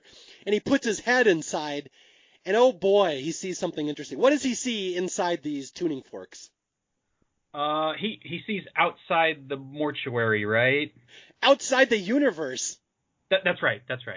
He sees the dwarf planet, right, with the red sky. Yeah. See, like I said, this is where I get confused because there's so much going on in the last half hour of this. I don't remember what happens where. Yeah. So Mike looks through this metal gate. It's really a gateway to another planet, and you gotta stick with me here on this one. It makes no sense. Mm-hmm. He sees another planet, some red planet with a red sky. All these dwarves are there walking in a line, theoretically doing some kind of manual labor, building pyramids or something. I don't know what they're for. And they're dink-dinks. They're dink-dinks, yeah. And so Mike sees this other world, and he almost falls into it through the gate, but his brother pulls him back by the belt. And Mike turns around, and somehow he has immediately deduced what the plot of this movie is. I know. All of a sudden, he's like, oh, the dwarves are slaves, and they have to crush them because of the gravity and the heat. Yes. What? Mike is a very gifted child. In 2 seconds of looking at the dwarves, he has figured out the tall man's entire plan. The tall man is an alien from another world who has come to Earth to work as a caretaker at a cemetery, so he has free access to bodies, shrinks the bodies, reanimates them, sends them back to his home planet to do slave labor. Mike has figured out everything. Somehow he turned into Carl Sagan in 5 seconds and was able to divine all of that just from being on the planet's surface for a couple seconds. Yeah, and it's like, what the hell is this movie? It's dreamlike, Mario. Yes. But again, I will say that the way he spits out that dialogue there is kind of how you would talk in a dream. It's very scattered and nonsensical, and it's like, how did this guy know all this? It's very strange.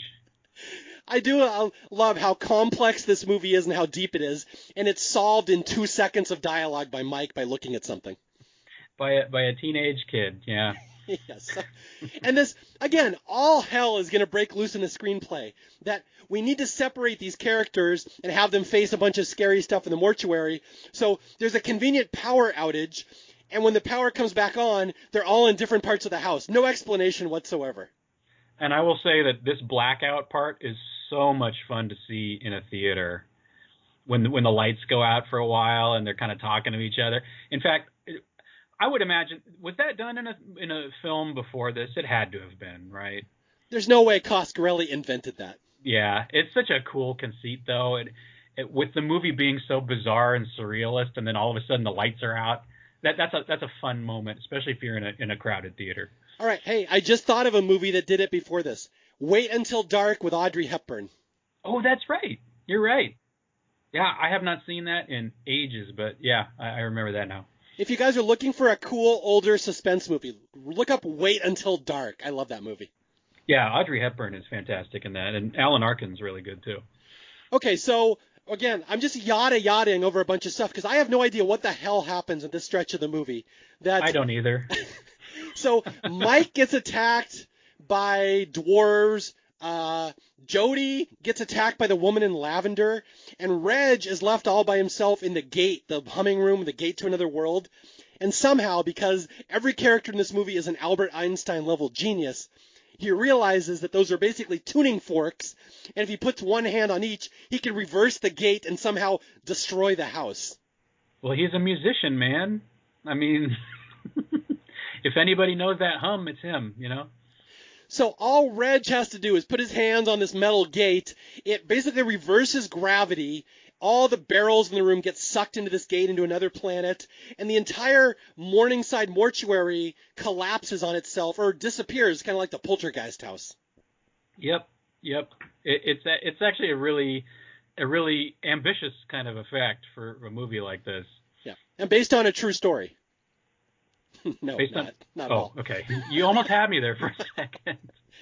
All right, so all I remember about this end is that Reg gets killed, right? I kind of forgot because he's in the sequels, but he gets stabbed by the woman in lavender who turns into the tall man. So somehow Reg dies here. Yes, the tall man has another conquest in this movie. Now our beloved Reggie. Okay, so here we go. The last 10 minutes of the movie. We'll try to finish strong here. So yeah, I actually wrote in my notes that this last 10 minutes is like they blow all their load here. This is like the special effects bonanza. And again, I do think this movie is about 10 minutes too long. There's a couple too many endings, but here's the first, or maybe the third ending, I think, Ron, where they've destroyed the house. Reg is dead. Now it's just Jody and Mike, and they're like, we got to stop the tall man. Somehow he's still out there. And so they devise a plan that somehow there's a 1,000-foot mine shaft right by their house. They will trick him into falling into it. This movie just gets more and more nonsensical. And yet, at this point in the movie, it's like, you got to be invested in it. I mean, this movie teaches you how to watch it as you go. So if by this point in the movie you're going, what? That's absurd, then there's no hope. By the way, if there's a 1,000-foot well down the street from their house, there's no way Timmy has not fallen down it yet. Which has me thinking of Lassie now. Even Lassie could not get Timmy out from 1,000 feet. When I think Timmy falling down a well, I think Lassie's going to come in and save him. So Jody's plan is, well, I have the exact quote here. We got to run that tall bastard straight down to hell. Yeah. So Jody drops Mike off at their house as he drives off to the mine to clear all the safety barriers around it, which seems like a terrible idea. But okay. And then as Jody is there, Mike gets attacked by the tall man. The tall man appears one last time at the house. And this is the scene you talked about earlier where he blows the door off. This is a cool scene. Oh, right. And apparently that is the co-producer Paul Pepperman that set up that whole shot, which is an amazing shot. I mean, actually the way everything that leads up to that too, where he's walking downstairs and it's all quiet and it's all dark. I mean, that's a really, really cool part of the movie. Yeah, so this is where the tall man comes to kill Mike for the last time, and this is where we finally get some of his iconic quotes where he says, "Boy, you play a good game, boy, but the game is finished. Now you die." Yeah. And I would say the music in this part of the movie really kicks up a notch too. There's a synthesizer they're using. It's a variant of a mellotron. It's called an orchestron, I think, or a voicestron. Mm-hmm. So every time you hear like those, it almost sounds like voices in the background, but you can tell it's a synth. That's what that is. And they really lean into it hard at this point in the movie, especially when they're outside by the grave. Okay, yeah, and this leads to the final chase where the tall man chases Mike, and Mike is trying to get the tall man to run to this well where they can knock him down and lock him there for all eternity. And the tall man basically throws all his tricks at Mike at the end here. Well, let's see. He turns into the lavender lady. He throws mud with hands grasping out of the earth at Mike. The graves appear and block his path. Basically, we get the tall man's greatest hits here in the last 2 minutes. Yeah, they really go for broke with all this right here. And at the very end, they get to the well, and what happens to the poor tall man? Well, he falls into the grave, right? Into the well, yeah. Yeah. Yes, Oh, that's a well. Why did I think that was a grave? It's 1,000 foot. Someone dug the hell out of that grave if it's 1,000 feet deep. It's so weirdly, the sets here are so weirdly constructed. I actually did think that was a grave last night. I don't know why. All we know is that Mike apparently lives within 2 minutes of a graveyard and mortuary on one side and 1,000-foot well on the other side. Yeah, and then there's this hill up at the top of it where Jody is, and I think it's insinuated that he starts rolling these boulders down. Correct? The tall man falls down the well. Mike jumps over it. The tall man falls into it. And Mike somehow rolls these 1,000-pound boulders down very easily to block the hole so nobody can get out. Right. And then we have that great shot of Jody standing on top of the hill, raising his arms triumphantly, right? That's right. We won. It's so funny. All right, and I swear, I have seen this movie 100 times. I always forget there's an epilogue after that scene where they negate everything that just happened. Yeah, I forget it too. And in fact, I must say that I think that's the biggest drawback for the movie for me. Because, like I said, I can't quite get to the point where I say this is like a top tier favorite of mine. Mm-hmm. That ending, it's like, well, wait a minute, what? Are they saying it was all just a dream, which is like the most cliche ending ever? Or how much of this was a dream? All right, Chris, I'm going to put you on the spot here. You have told me one of your favorite moments of Staff Picks episodes is where my co-host and I tried to explain the mall heist scene in Jackie Brown, and we were unable to do it. It sure was. Well, now you will have your moment. Explain the ending here with the dream with Reg and how they try to present it in the movie. Oh, you cruel bastard. I don't even know if I can. They try to say, okay, so suddenly Mike is in bed and he wakes up and he actually looks pretty normal. He doesn't look like he had a nightmare or a bad dream or any kind of dream, really. And then suddenly he's talking to Reggie in front of the fire. Who died a scene ago. Right. And then all of a sudden they throw out all this info dump and Reggie says, you haven't been the same since the funeral. And then it's insinuated that Jody died at some point in the past. And then Mike looks at a picture of Jody with his guitar. I don't know. I don't know what's real or what's a dream. It's kind of like Total Recall, except it's a mess. You did an admirable job of not knowing what the hell you were talking about. Good job. I really tried, but yeah. I got most of it right. No, you're right. That's exactly. Again, we just saw the whole movie where Jody and Mike trap the tall man in the well, and the very next scene is Mike with Reg, who's apparently back from the dead, and Reg said, "Oh, there was no tall man, there was no mortuary. Your brother died in a car crash, and you've never been the same since. So it's just me and you now, buddy. I'm looking after you." Yeah. So it negates the entire movie. And I will say that, like, as I said, a lot of this was sort of on the fly. They were going by the seat of their pants, and apparently they filmed several different endings to this. They didn't even know how it was going to end when they were making it. I don't think they know how the movie ends now. It's 40 years later. Like, we still don't know how this motherfucker ends. And they have tried to, like, explain this a little bit in some of the sequels, but it's kind of iffy logic to me. I don't know. You got me. But we do get one iconic jump scary scene at the end, which is not a modern cheap jump scare. This one earns its stripes, where Reggie's like, "All right, well, Mike, I think you just need a change of scenery. You've had too much death in your life. Go upstairs, pack up. We're going to drive around and travel around the country like Forrest Gump." And yeah. So Mike goes upstairs, and in his bedroom, he closes his door, and in the mirror, you see a picture of the tall man behind him. And the tall man just says, "Boy!" And Mike turns around and screams, and these zombie hands reach out from his door, pull him into his door, and that's the end of the movie. In a shot that must have influenced Nightmare on Elm Street.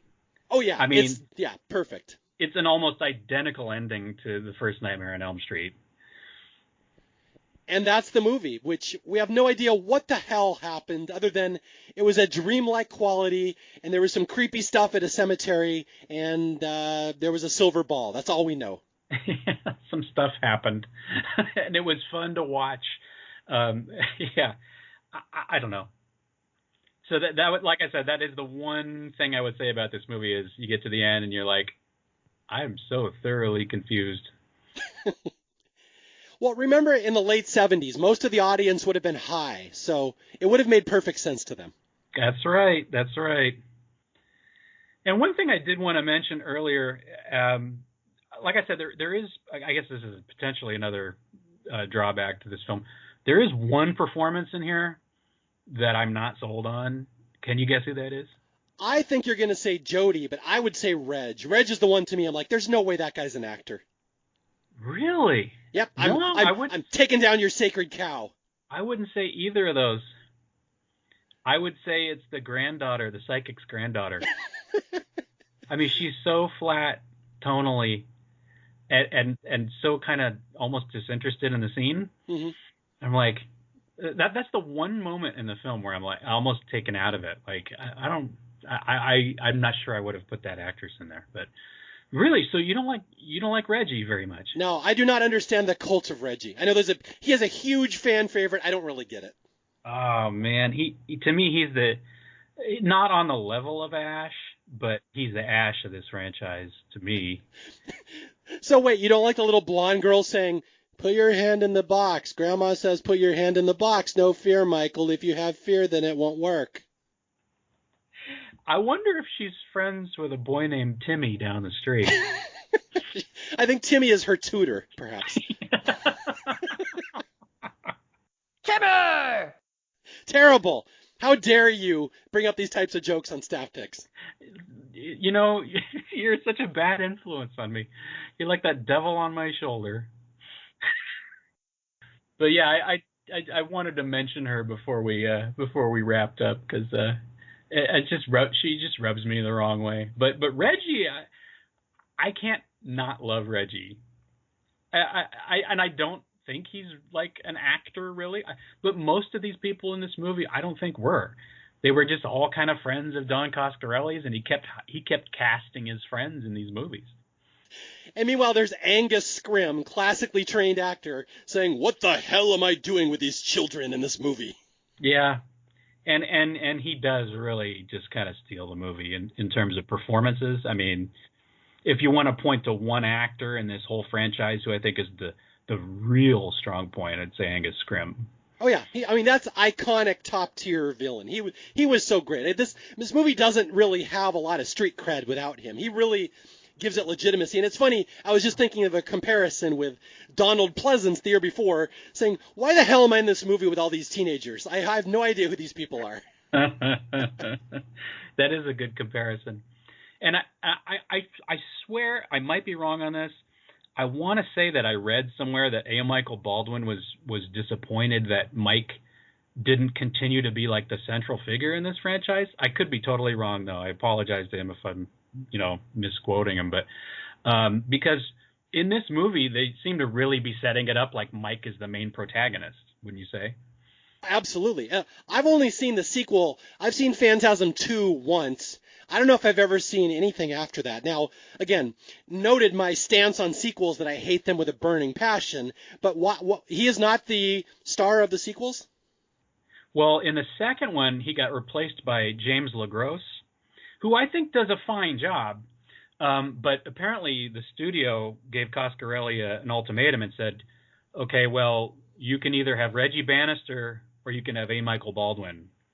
And Coscarelli chose Reggie, which I kind of think was the right decision.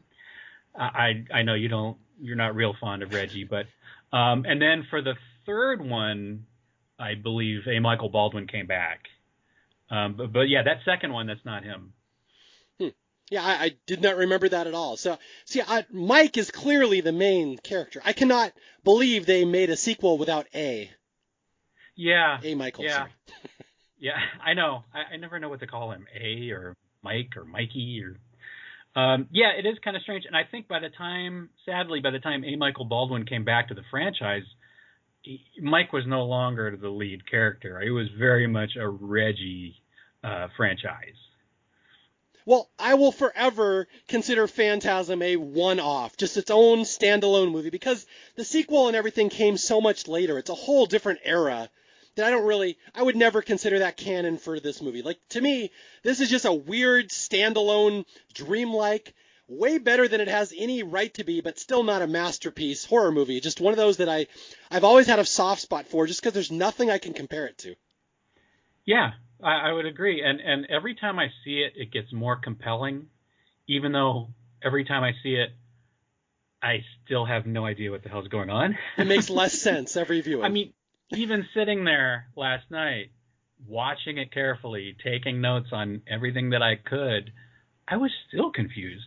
Like, I understood it marginally more, but I look how hard a time I had describing some of the plot elements.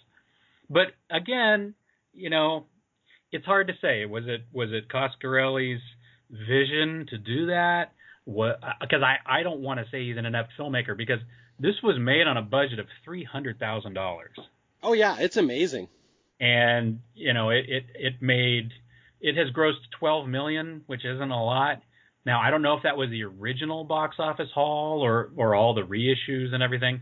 I don't really know, but it has become this major cult classic, and a lot of people put it on their favorite horror movie lists of all time. It's definitely one of mine. Like I said, first time I saw it out of the gate, I loved it, even though it is confusing. Yeah, I've always said I would never put this on my list of best horror movies, but I always put it on my list of favorite horror movies. So that should say something. Well, and I will say that, like, we're in good company, I think, because J.J. Abrams, of course, is a big fan. I don't know if you know this, but Bad Robot did the restoration for this. Oh, no, I didn't know that. No. Okay, I don't think I mentioned that earlier, but I guess according to Don Coscarelli, J.J. Abrams just called him up in the late 90s and wanted to talk about Phantasm because he was a big fan. So then flash forward to about 2014, and J.J. wanted a print of Phantasm to show at Bad Robot. And Don Coscarelli was like, well, all I have is a DVD or a couple of really old, bad, shoddy prints. And J.J. Abrams said, well, we need to fix that. And so J.J. Abrams and Bad Robot restored this movie meticulously. They did it in between filming Star Trek and Star Wars. His team just kind of did it, and Coscarelli said it barely cost him anything to restore this, just because J.J. Abrams was a fan of this movie. Wow. Yeah, I think that's an amazing story. I mean, yeah, there are very few movies that inspired that much devotion and people loving it over the years. So as much as we're kind of making fun of aspects of this movie, there's something to be said for a movie that this many people love. And, people wanted a sequel 8 years later to a movie I didn't even know existed, but somehow there were enough people that wanted it to happen. And again, it's not the greatest movie in the world, but again, you have the Tall Man, one of the great iconic horror villains. You have the little silver sphere, who I think those are so cool, those little silver balls that just drill into your heads. I mean, that's the iconic image of Phantasm. And then again, you have the theme music, which may be one of the top 2 or 3 theme scores of all time of any horror movie. So, I mean, there's negatives to this movie, but there's definitely positives. That's why I think everyone should see it at least once. You should know about it. You should experience it. Just take a time machine trip back to 1979 and put yourself in the theater as if you're watching this with a bunch of kids cheering it on for the first time, and it's a fun little experience. And it just has so much heart too. I mean, you can really tell this is a bunch of guys who just threw this together. They were doing it on the fly. It's got so much spirit to it. And as I said, a lot of my favorite horror movies are ramshackle. I like a lot of stuff that's. You can tell they took a low budget, did the best they could with it, had some fun with it. Like Butcher Baker Nightmare Maker is one of my favorites. It's more like a exploitation film, and Frankenhookers like that, or Straight Jacket by William Castle. These are all just sort of off the top of my head. Kathy's Curse is a fun one, and that's got a lot of ineptitude in it. But even Hack-O-Lantern. Have you seen Hack-O-Lantern yet? I have not, no. Oh, God. To me, that movie should be talked about as much as Troll 2 or The Room. Hack-O-Lantern is so much fun, but I cannot say it's a good movie. That's high praise. Yeah. But anyway, I mean, Phantasm is on a much, much higher tier than something like that. Mm-hmm. It's just so much fun to watch, and you could tell they had fun making it, even if it was difficult work. Took them a long time to do it, but they took a modest budget and just did something that was totally different and unique. Yeah, and again, that's a lot of people ask me why I like older horror movies more than modern horror movies. It's a nostalgia, and I'm like, no. One thing with modern movies that tend to bug me is they're too polished. They always look way too professional. Ugh, Like, yes. I kind of like that about the Phantasms of the world. It does not look polished at all. And I find that so charming, but I've actually had some of my younger listeners say, I can't get into older horror movies because they don't look polished. There's like a barrier between in the movie. I can't really get into it. So I can see both sides, but I am a big fan of 70s unpolished horror movies. I'm right there with you. I just don't understand that at all. To me, horror movies, especially in the last 20 years, so many of them look so plastic to me, and I can't emotionally connect with them, or I don't know. It's very hard for me to appreciate modern horror. I would much rather watch something gritty and ramshackle like this, practical effects and stuff. This is just, as we were talking before, this is sort of our wheelhouse was 70s horror. I think that was the peak. I'd say 80s too, to a lesser degree. But this stuff is. I think this stuff is our bread and butter. Yeah, I love the 70s just because slasher movies were new, so not everything was a slasher yet. So there's a lot of really weird, unique, creative movies. Again, they don't always land right on the mark, but I really appreciate what they're trying to do with basically nothing. They had no budget, no stars. It's just I'm going to make something out of nothing, and I say that phrase a lot. And Phantasm is right there at the top of one of the tops at the list there. And it was a time where you could throw anything at the wall to see if it stuck. And you just can't do that now. Like maybe if you're an indie filmmaker, but I don't see that happening in modern day horror. I mean, there's a lot of stuff you just can't do because it's offensive too. Mm-hmm. And then, as I said, you got CGI. So in my opinion, you don't have the inventiveness of these films. Like as many problems as this movie has, these guys worked like pigs on it. I mean, they really put a lot of effort into it. How did they get the shot of Morningside mortuary disappearing? I cannot believe they had that in their budget. Yeah. Yeah, and there was another shot last night that something disappeared, and I was like, oh, it was the black box. Oh yeah, okay. When Mike put your hand in the black box, Grandma says so. Yeah, and then he puts the money on top of the box, and then the box disappears. So I was like, oh, that's actually a pretty high level effect for this $300,000 movie. Okay, I think we've hopefully done this movie justice. You have anything else to say? We're right under 2 hours. I'm hoping to keep it there. Anything else you want to say about Phantasm or the cult of Phantasm over the years? Oh boy, no, I think we mostly got to everything I wanted to. I will reiterate though, that soundtrack or score is just fantastic. I would say it's the best thing about the movie. Again, Fred Myrow and Malcolm Seagrave did it, and actually, I have two funny anecdotes about that. Fred and Malcolm first played the theme for Don Coscarelli on two pianos. I guess I think he went over to their house or they went to his house or something, and so he got to hear that theme just on two pianos. That must have been so cool. And the co-producer Paul Pepperman, first time he got married, I think he's only been married once, but when he got married, he walked down the aisle to the theme from Phantasm. Aw. Now, it wasn't the disco theme, right? No, I doubt it. That's cool. I love that. Someone walked down to the aisle to the theme from Phantasm. And yeah, I can't think of an anecdote better to close with than that. So I'll leave it up to you. Okay, so once again, that is the most well-known big name horror movie I'm doing for Horror Month this year. And I assume most of you watched it. I know a lot of people told me they were really looking forward to this episode because they love Phantasm. So I threw you a bone here. This is the one really well-known one I did this year, other than, on top of the really obscure ones I did around it. Let's see, Dark Night of the Scarecrow, Who Can Kill a Child, The Other. I was throwing some really fun ones at you this year, but this is the big one. So anyway, once again, my name is Mario Lanza. This is Staff Picks. If you need to reach me, you can reach me at staffpickspodcast@gmail.com or on Twitter @Mario J. Lanza.